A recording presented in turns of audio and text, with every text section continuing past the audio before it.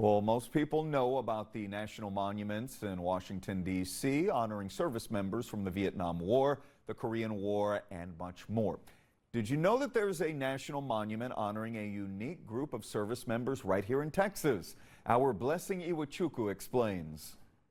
We all know dogs work with TSA and law enforcement, but did you know dogs actually work with men and women in the service, and as early as World War II? This area at Joint Base San Antonio-Lackland holds a special place in Christopher Dion's heart. It really is. He was there in 2013 when the U.S. Military Working Dogs Team's National Monument was first completed. A big thing that's of great importance to me is the tradition that comes before us. A decade later, the former military dog handler is sharing about the rich history these furry warriors have made for more than a century. Yes, World War I.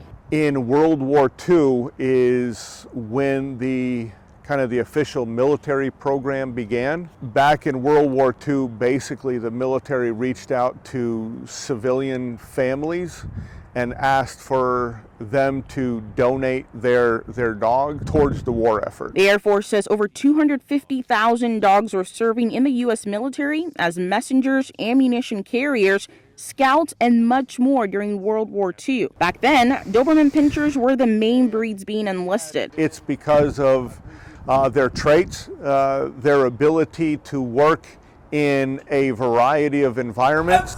Since then, we have Belgian Malinois, German Shepherds, Labrador Retrievers, and Pointers. With military working dogs, at the end of battle, every dog is brought back home. Surprisingly, Christopher says it wasn't always like that. He says during the Vietnam War, dogs didn't return. And because of the experience of the Vietnam handlers and the stories that they brought back about their dogs, about working with them, and about the fact that they had to leave them behind and how that impacted them, that's what has led over the years to dogs today are no longer considered equipment. They're battle buddies. That's why retired Army Master Sergeant John Burnham worked to get this monument created. He was a canine handler in the Vietnam War. John looked around and the final decision came to be where this monument, in my humble opinion, deserves to be.